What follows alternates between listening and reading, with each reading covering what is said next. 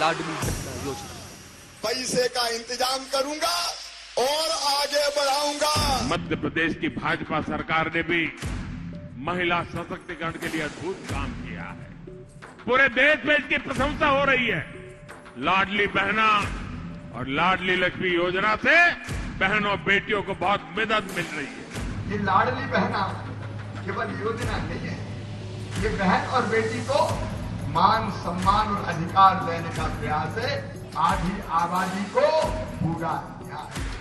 आपके आशीर्वाद से हमने बनाई लाडली लक्ष्मी योजना और संकल्प किया कि बेटी को लखपति बनाएंगे मध्य प्रदेश। योजना के तहत महिलाओं के खाते में पैसे तो पहुंचे ही, शिवराज ने इसी योजना को अपने प्रचार का झंडा बना लिया। वो जहां गए वहां या तो महिलाओं के भाई की भूमिका में रहे या मामा की। जाति धर्म के बंधनों से हटकर जिस तरह महिलाओं का समर्थन शिवराज के साथ था वो अद्भुत था।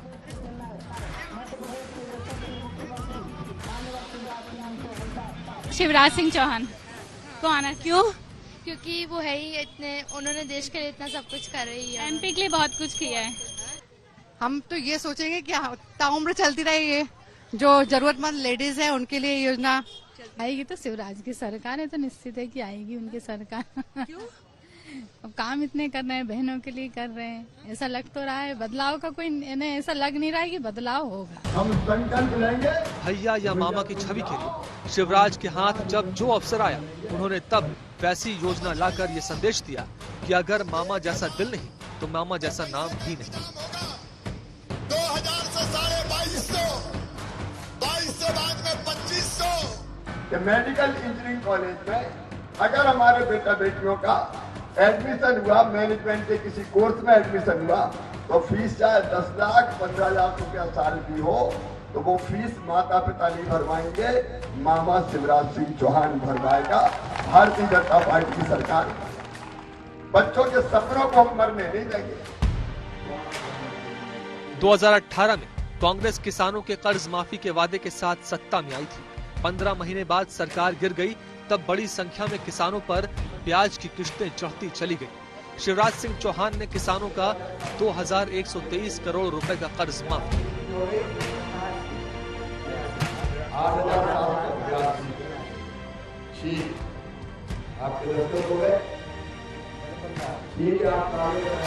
किसानों ने इसे वोट देकर लौटाया। जितना पैसा ब्याज का आपके ऊपर है, वो ब्याज का पैसा सरकार के खजाने से हम भरवा के आपका ब्याज 0 कर देंगे। संविदा कर्मियों की मांगे लगभग हर राज्य में एक मुद्दा रहती है। शिवराज ने इसी साल जुलाई में संविदा कर्मियों का वार्षिक अनुबंध समाप्त कर दिया। अब उन्हें हर साल इसे रिन्यू कराने की जरूरत नहीं पड़ती। इसके साथ ही सरकारी कर्मचारियों की तरह वेतन भत्ता, छुट्टी, बीमा जैसी सुविधाएं भी दी। मध्य प्रदेश में 2.5 लाख से अधिक संविदा कर्मी हैं जिन्हें सीधा लाभ मिला। ये फैसला कर रहा हूं कि संविदा कर्मचारियों की प्रतिवर्ष अनुबंध की प्रक्रिया समाप्त की जाती है। कई लोगों ने तर्क दिए कि काम वो इसलिए करते हैं कि एक साल में अनुबंध खत्म हो जाएगा तो अगले साल रिन्यूअल नहीं होगा। लेकिन मुझे विश्वास है कि आप पहले की तरफ और पहले से भी ज्यादा मेहनत और ईमानदारी से काम करोगे। इसी तरह 12वीं में प्रथम आने वाले हर विद्यार्थी को स्कूटी, आंगनवाड़ी कर्मचारियों की वेतन वृद्धि, 9000 सीएम राइज स्कूल के जरिए बच्चों को प्राइवेट स्कूलों जैसी सुविधा युक्त शिक्षा जैसी योजनाएं ऐसी रही जिनकी वजह से जनता का सीएम शिवराज से सीधा जुड़ाव रहा। प्रधानमंत्री मोदी की शुरुआती रैलियों में केंद्र की योजनाओं और प्रधानमंत्री मोदी की गारंटी प्रमुख थी, लेकिन जैसे जैसे प्रचार अंतिम चरण में पहुंचता गया, शिवराज सरकार की योजनाएं वहां भी प्रमुखता से जगह लेती चली गईं।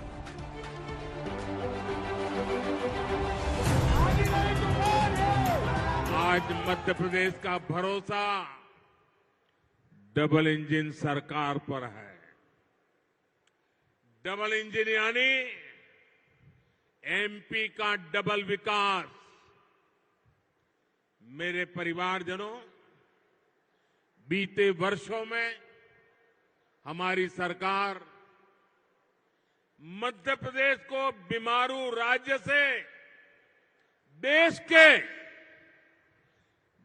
के टॉप 10 राज्यों में ले आई है। यहां से अब हमारा लक्ष्य मध्य प्रदेश को देश के टॉप 3 राज्यों में ले जाने का है। अगर बीजेपी जीतती है तो शिवराज मुख्यमंत्री बनेंगे या नहीं, ये बीजेपी का केंद्रीय नेतृत्व तय करेगा। लेकिन शिवराज एमपी में बीजेपी के लिए जरूरी है या मजबूरी, इसका अंदाजा भी बीजेपी को हो जाएगा और इसी के साथ तय होगा शिवराज का पार्टी में कद और पद। प्रधानमंत्री मोदी ने अन्य राज्यों की तरह मध्य प्रदेश की प्रचार कमान भी अपने हाथों में रखी थी। पीएम मोदी की शैली है कि वो न थकते हैं न रुकते हैं। कमोवेश यही छवि शिवराज सिंह चौहान ने राज्य में मुख्यमंत्री रहते बनाई। मौजूदा चुनाव में शिवराज ने ये परवाह नहीं किया कि वो मुख्यमंत्री का चेहरा है या नहीं। शिवराज